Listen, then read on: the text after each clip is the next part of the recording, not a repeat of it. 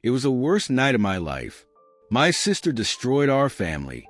Growing up, I never wanted to be the center of attention, but I never thought I'd be invisible either.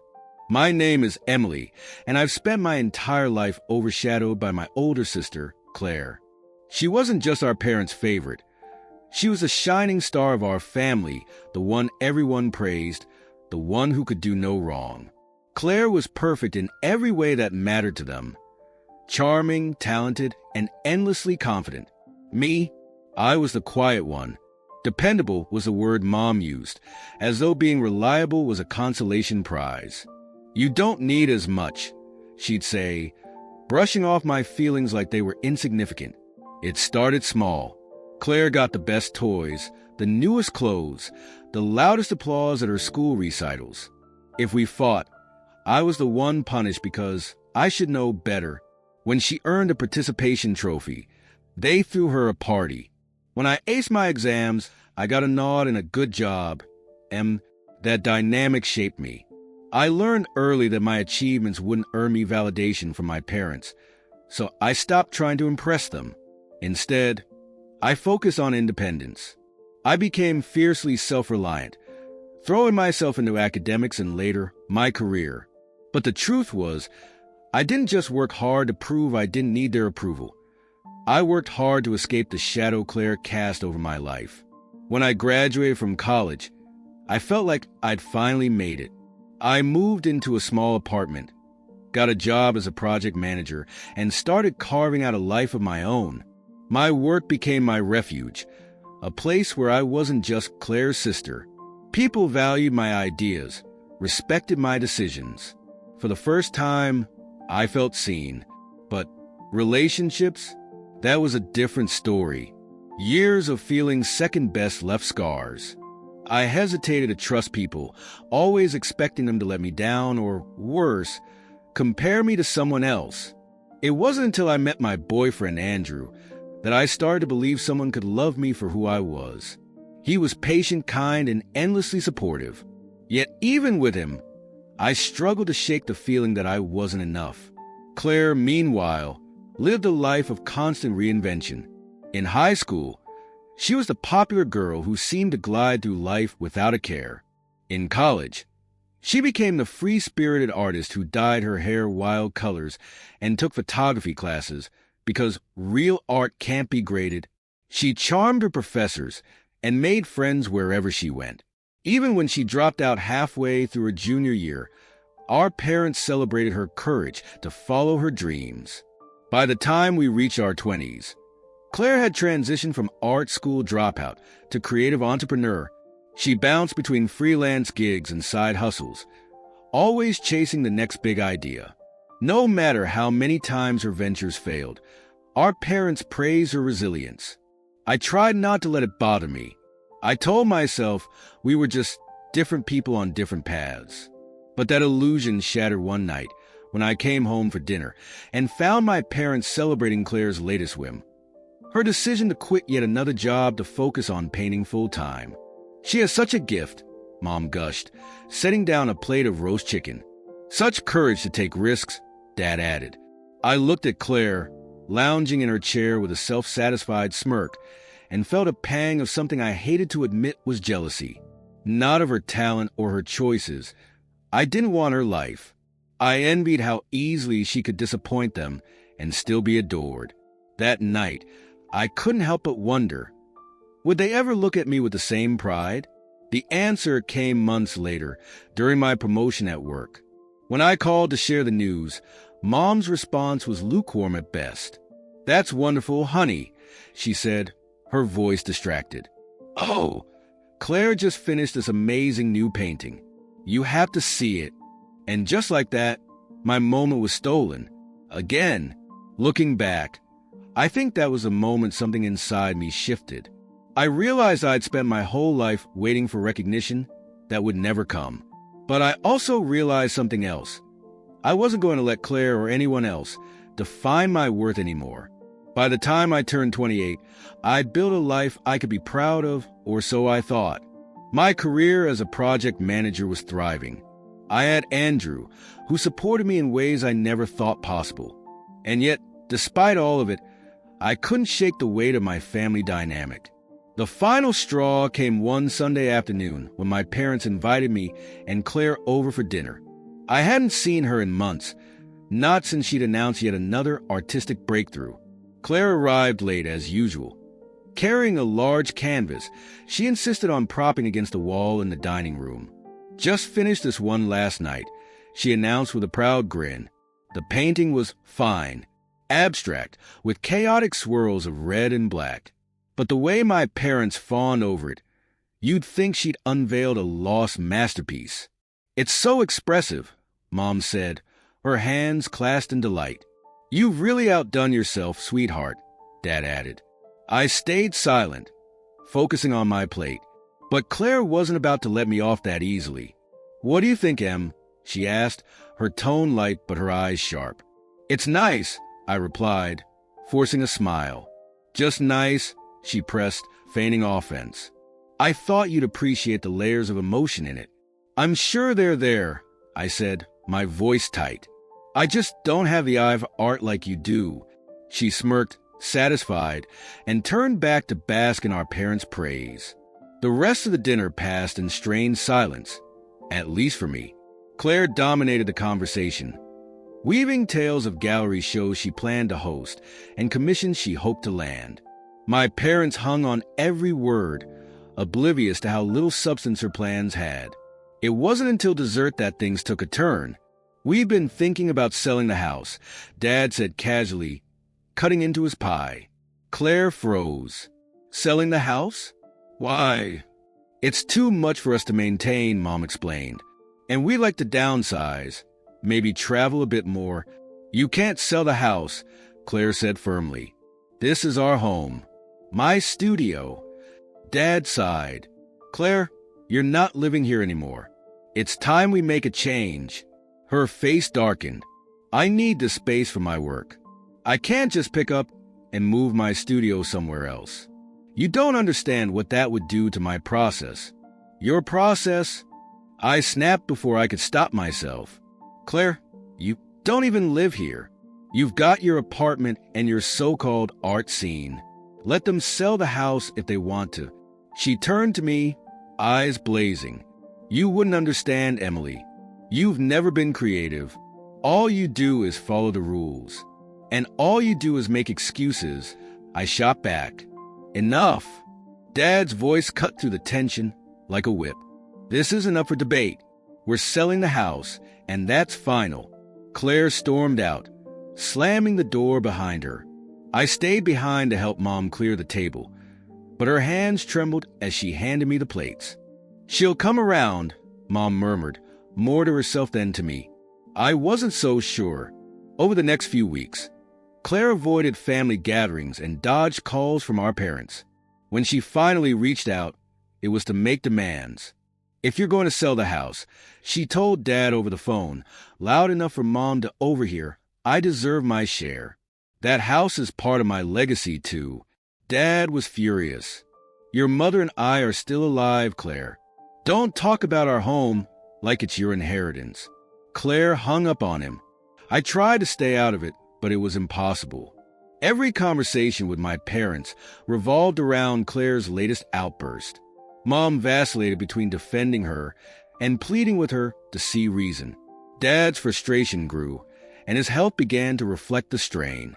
"She doesn't mean to hurt us," Mom said one evening after Claire had called to accuse them of betraying her. "She doesn't care if she does," I replied, exhausted. For years, I told myself that Claire's behavior was a product of our parents' favoritism, that they had created this monster by never holding her accountable. But now, I wasn't so sure. Claire's obsession with being the center of attention seemed to go deeper than that, as though she couldn't stand the idea of being anything less than extraordinary. And maybe that was her greatest fear, being ordinary. By the time the house was officially listed for sale, things between Claire and our parents had grown colder than ever. She refused to visit, barely called, and when she did, it was only to complain or argue. I'd stopped trying to mediate. It wasn't my fight. But the strain on Mom and Dad was becoming impossible to ignore. Dad, especially, was struggling. He'd always been strong, the kind of man who handled problems quietly and efficiently. But now, his face seemed permanently etched with worry lines. His shoulders slumped under the weight of Claire's accusations. One evening, while helping them sort through the attic, I found him sitting on an old trunk, clutching a faded photo of Claire and me as kids. "She wasn't always like this," he said quietly, his voice thick with regret. "What did we do wrong?" I didn't know what to say. Part of me wanted to comfort him, to tell him it wasn't his fault. But another part, the bitter, exhausted part, wanted to scream that it was. They'd let Claire get away with everything, enabled her behavior for years. "Dad," I said gently, kneeling beside him, "you did the best you could. Claire, she just needs to figure things out for herself." He nodded but didn't look convinced. A week later, Claire reappeared. She showed up at the house unannounced, barging in with the same dramatic flair she'd always carried. Mom was relieved to see her, though wary. I, on the other hand, felt my stomach tighten the moment she walked through the door. She was smiling, but it wasn't the kind of smile that reached her eyes. "I've been thinking," she announced, dropping her bag on the kitchen counter. "Maybe we can work something out. About the house." Dad stiffened. "What do you mean?" "I've got an investor," she said, as if it were the most normal thing in the world. "Someone who's willing to buy me a new studio space, on the condition that I get a share of the sale from this house. It's only fair, don't you think?" "Fair?" Dad's voice was quiet but sharp. "Claire, we've told you. This house is not your inheritance. It's our home." "Exactly," Claire said, leaning forward. "And you're selling it. I just want what's owed to me." The audacity of her words made my blood boil. I slammed the dish towel I'd been holding onto the counter. "Claire, do you even hear yourself? What's owed to me? You've done nothing but take from them your whole life." Her head snapped toward me, her eyes narrowing. "Oh, here we go. Little Miss Perfect Emily, always ready to judge. You've had it so easy. You have no idea what it's like to actually struggle." "Struggle?" I snapped. "You've never worked for anything. Every time you fail, you run back here, and they clean up your mess. And now you have the nerve to demand money from them. Enough!" Dad's voice rang out, loud and forceful. He was standing now, his hands gripping the edge of the table for support. "Both of you. Enough." Claire and I fell silent, but the tension in the room was suffocating. "Claire," he continued, his voice shaking slightly, "we've tried to support you. We've given you everything we could. But this is too much." He took a deep breath, his face pale. "If you can't respect us, then maybe it's time you left." Claire's jaw dropped. "You're kicking me out?" "I'm asking you to leave," he said firmly, "until you can treat this family with the respect it deserves." For a moment, she just stared at him, her expression a mix of shock and anger. Then, without another word, she grabbed her bag and stormed out, slamming the door behind her. The silence that followed was heavy. Mom's eyes were red, her hands trembling as she reached for Dad. "You didn't have to be so harsh," she whispered. He shook his head. She needed to hear it, but the confrontation had taken more out of him than we realized. That night, I found him in his chair, clutching his chest, his breathing shallow. "Dad!" I screamed, rushing to his side. Mom called 911, her voice shaking as she tried to stay calm. The paramedics arrived quickly, but by the time we reached the hospital, it was too late. He was gone. I sat in the hospital waiting room numb. Mom was inconsolable, and I didn't know how to comfort her. All I could think about was how much stress Claire had put on him in his final days. Claire didn't come to the funeral. She sent a short message instead. "Sorry for your loss." It was the final blow, proof that she'd chosen to turn her back on all of us. After that, I made a choice. I blocked her number, deleted her from my life. She wasn't my sister anymore. She was a stranger. But even as I tried to move on, I couldn't shake the bitterness. I'd spent my whole life cleaning up her messes, sacrificing my own peace for her chaos. And now, because of her, I'd lost my father. For months, I carried that anger like a shield, refusing to let myself feel anything else. But one day, as I packed up Dad's things, I found the photo he'd been holding in the attic, the one of me and Claire as kids. In the picture, we were smiling, our arms wrapped around each other. I didn't remember the moment it was taken, but I could see the joy in our faces. For the first time in months, I cried. Losing Dad left a hole in our lives that nothing could fill. Mom moved in with me for a while, too afraid to be alone in the empty house.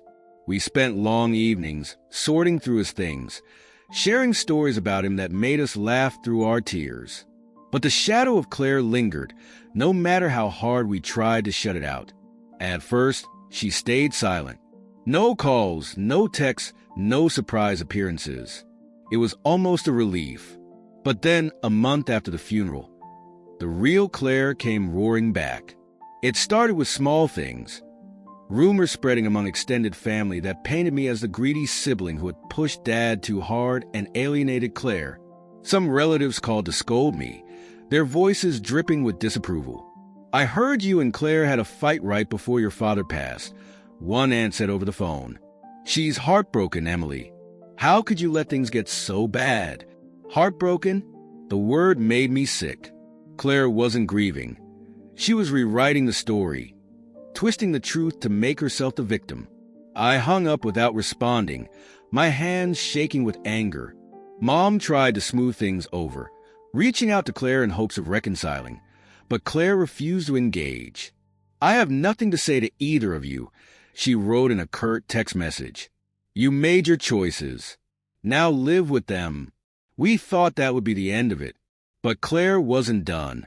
One evening, I came home from work to find Mom sitting on the couch, pale and trembling, clutching an envelope.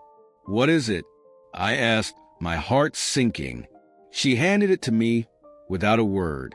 Inside was a letter from Claire's lawyer, threatening to contest the house's sale and claiming she was entitled to a portion of the proceeds as part of her inheritance.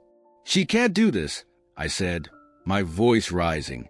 "She has no legal grounds." "She's angry," Mom said weakly. "She thinks we wronged her." "She did this," I snapped, the weight of my anger finally breaking through. "She pushed Dad to the brink, and now she's trying to punish us for it." But as furious as I was, I knew I couldn't let Claire win. I contacted a lawyer of my own, who assured me that Claire's claims were baseless. The house was legally Mom's, and Claire had no right to interfere. Still, the damage was done. Weeks turned into months as the legal drama played out. Claire dragged us through depositions, delayed hearings, and endless paperwork. The emotional toll on Mom was devastating. She stopped eating properly, barely slept, and spent her days staring at old family photos. "She's still my daughter," Mom whispered one night, tears streaming down her face. How did it come to this? I didn't have an answer. Claire's case was eventually dismissed, the judge ruling in our favor. But instead of feeling relief, I felt hollow. Winning didn't erase the pain she'd caused, the memories she'd tarnished.